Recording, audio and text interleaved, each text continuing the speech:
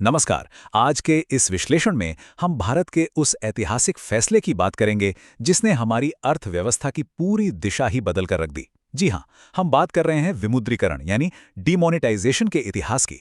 एक ऐसा फैसला जिसने सचमुच देश के हर नागरिक का ध्यान अपनी ओर खींच लिया था और जिसका असर सीधे आम इंसान की जेब तक पहुंचा। तो चलिए इसमें थोड़ा गहराई से उतरते हैं। 86%। अब ये कोई मामूली आंकड़ा नहीं है। सोचिए, साल 2016 में एक ऐसा पल आया जब देश में चल रही कुल नकद मुद्रा का 86% हिस्सा एक ही झटके में अमान्य हो गया। मतलब रातों रात बाजार में घूम रही लगभग पूरी नकदी की कोई कानूनी अहमियत ही नहीं रही। ये लिटरली एक ऐसा विशाल कदम था जिसने पूरे देश को हैरान कर दिया था। आज के इस सफर में हम इस पूरी प्रक्रिया को डिकोड करेंगे। शुरुआत करेंगे इसके बुनियादी सिद्धांतों से, फिर चलेंगे इसके दिलचस्प इतिहास की ओर। इसके बाद 2016 की उस ऐतिहासिक घोषणा, नए नोटों के बदलाव और अंत में इस कदम के दूरगामी प्रभावों पर नजर डालेंगे। तो सबसे पहले आइए इसके बुनियादी कॉन्सेप्ट को समझते हैं। आखिर ये विमुद्रीकरण, जिसे हम आम भाषा में डीमोनेटाइजेशन कहते हैं, असल में है क्या? सीधे शब्दों में कहें तो ये एक बेहद सख्त मौद्रिक नीति है। इसका सबसे मुख्य मकसद अर्थव्यवस्था में छिपे काले धन पर सीधा प्रहार करना और जाली नोटों के काले कारोबार को जड़ से खत्म करना होता है। मतलब, जब सरकार पुरानी मुद्रा को कानूनी टेंडर मानने से साफ इनकार कर देती है तो बस उसी प्रक्रिया को विमुद्रीकरण कहते हैं।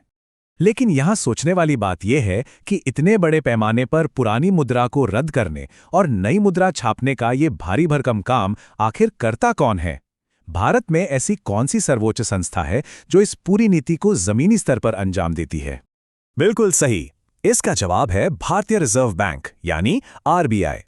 भारत के केंद्रीय बैंक के रूप में केवल और केवल आरबीआई के पास ये अधिकार है कि वो देश में नोट छापे, उन्हें जारी करे और ऐसी बड़ी मौद्रिक नीतियों को सख्ती से लागू करे। आइए आगे बढ़ते हैं और देखते हैं कि ये कहानी कैसे आगे बढ़ती है, क्योंकि 2016 की घटना कोई पहली बार नहीं हुई थी। जी हाँ, भारत में विमुद्रीकरण एक नहीं, दो नहीं, बल्कि 3 बार हो चुका है। पहली बार तो 1946 में ही हो गया था, जब देश में ब्रिटिश राज हुआ करता था। उसके बाद आज़ादी मिलने के सालों बाद 1978 में प्रधानमंत्री मोरारजी देसाई की सरकार में दूसरी बार ऐसा हुआ। और फिर तीसरी सबसे बड़ी और ऐतिहासिक घटना 2016 में प्रधानमंत्री नरेंद्र मोदी के नेतृत्व में देखने को मिली।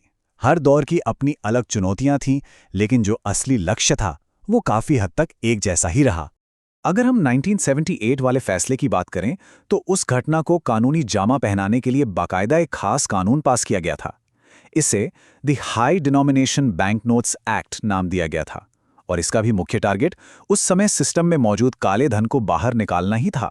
अब इस स्लाइड के बारे में जो सबसे दिलचस्प बात है वो ये है कि उस जमाने में कितने बड़े मूल्य के नोट चला करते थे। सोचिए, 1946 और 1978 दोनों ही समय में 10,000 रुपए जैसे विशाल मूल्य वाले नोटों को बंद किया गया था। कोई कल्पना कर सकता है? 1978 में तो 5,000 का नोट भी चलन से बाहर हुआ था। वहीं 2016 में हमारी रोजमर्रा की जिंदगी का हिस्सा बन चुके 500 और 1000 के नोटों को निशाने पर लिया गया। अब रुख करते हैं उस पल की ओर जो हम में से ज्यादातर लोगों की यादों में आज भी ताजा है। 2016 की वो ऐतिहासिक घोषणा। तारीख थी 8 नवंबर 2016। सर्दियों की शुरुआत हो रही थी और घड़ी में ठीक रात के 8 बज रहे थे। प्रधानमंत्री नरेंद्र मोदी ने राष्ट्र के नाम अपने संबोधन में अचानक ये ऐलान किया कि पुराने 500 और 1000 के नोट तत्काल प्रभाव से अमान्य हो जाएंगे। मतलब, रात के 12 बजते ही लोगों की जेबों और तिजोरियों में रखे वो नोट बस कागज के टुकड़े रह गए। ये सब कुछ इतनी तेजी से हुआ कि पूरे देश में मानो एक हलचल सी मच गई थी। अब एक और दिलचस्प सवाल, इतने बड़े फैसले को लागू करना कोई हंसी खेल तो था नहीं। रातों रात पुरानी मुद्रा को हटाना और नई मुद्रा छापना एक भयंकर लॉजिस्टिक चुनौती थी। तो जरा सोचिए, उस ऐतिहासिक और चुनौतीपूर्ण समय में भारतीय रिजर्व बैंक की कमान किसके हाथों में थी? उस समय रिजर्व बैंक के गवर्नर थे उर्जित पटेल। जी हां, ये उन्हीं का कार्यकाल था जब 2016 के इस विमुद्रीकरण की पूरी प्रक्रिया को अंजाम दिया गया और करोड़ों नए नोटों को छापकर पूरे देश के कोने कोने में पहुंचाने का वो बेहद मुश्किल काम पूरा किया गया। इस पूरी प्रक्रिया में जो एक चीज सीधे तौर पर बदल गई वो थी खुद मुद्रा, यानी हमारे नोट। जैसा कि हम जानते हैं, उन पुराने और जाने पहचाने हरे रंग के 500 और बड़े वाले 1000 के नोटों पर पूरी तरह बैन लग गया था। हालांकि 100 रुपए का नोट अपना काम करता रहा। इसके बाद बाजार में जो नया बदलाव आया वो बड़ा अनोखा था। सरकार ने एक स्लेटी यानी ग्रे रंग का नया 500 का नोट पेश किया और उसके साथ ही लॉन्च हुआ एक बिल्कुल नया गुलाबी रंग का 2000 का नोट। और हाँ, 1000 का नोट दोबारा कभी लौट कर नहीं आया। इस नए 2000 के नोट ने तो आते ही सबका ध्यान अपनी ओर खींच लिया था। एक तो इसका वो चमकीला मजेंटा या गुलाबी रंग बिल्कुल अलग था। सामने की तरफ हमेशा की तरह हमारे राष्ट्रपिता महात्मा गांधी जी का चित्र था, लेकिन इस नोट की सबसे बड़ी खासियत इसके पिछले हिस्से पर छुपी थी। वहां भारत के बेहद सफल अंतरिक्ष अभियान मंगलयान मिशन की शानदार तस्वीर छपी थी।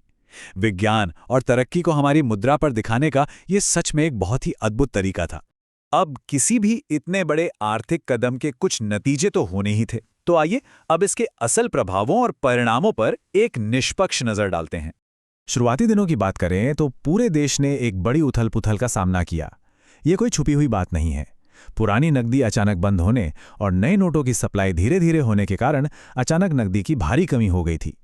एटीएम के बाहर लोगों की मीलों लंबी कतारें देखी गईं, बैंकों में भारी भीड़ उमड़ पड़ी और खास तौर पर वो व्यापार और क्षेत्र जो पूरी तरह से रोजमर्रा के नकद लेन देन पर चलते थे, उन्हें कुछ समय के लिए बहुत ही गंभीर परेशानियों से गुजरना पड़ा। तो सबसे अहम बात यह है कि लंबी अवधि में इस नीति ने भारत की अर्थव्यवस्था के पूरे ढांचे में कुछ बहुत बड़े और ऐतिहासिक बदलाव कर दिए। नकदी की उस कमी ने अचानक से डिजिटल पेमेंट्स को एक ऐसा जबरदस्त पुश दिया जिसकी किसी ने कल्पना नहीं की थी। यूपीआई आधारित ऐप्स का इस्तेमाल देश में मानो रातों रात रॉकेट की तरफ बढ़ गया। इसके साथ ही बहुत सारा पैसा बैंकिंग सिस्टम में वापस आने से टैक्स का दायरा भी काफी बढ़ गया, जिसने भारत को एक विशाल डिजिटल अर्थव्यवस्था बनने की दिशा में बहुत तेजी से आगे बढ़ा दिया। आज जब हम मुड़कर देखते हैं तो हम एक ऐसी दुनिया में हैं जहां छोटी सी चाय की दुकान से लेकर बड़े मॉल्स तक डिजिटल लेन देन हावी है। लेकिन यह इतिहास हमें एक बहुत बड़ा सवाल भी देकर जाता है। एक तरफ हमारे पास डिजिटल विकास की ये बुलेट ट्रेन जैसी रफ्तार है और दूसरी तरफ आज भी एक बड़ी आबादी ऐसी है जो अपनी रोजमर्रा की जरूरतों के लिए पूरी तरह नकदी पर निर्भर है। भविष्य में आने वाली हमारी आर्थिक नीतियां इन दोनों अलग अलग वास्तविकताओं के बीच एक सही संतुलन कैसे बनाएंगी? ये एक ऐसा सवाल है जो आने वाले कई सालों तक हमारी अर्थव्यवस्था की दिशा तय करेगा। इस अहम विश्लेषण का हिस्सा बनने के लिए बहुत बहुत धन्यवाद।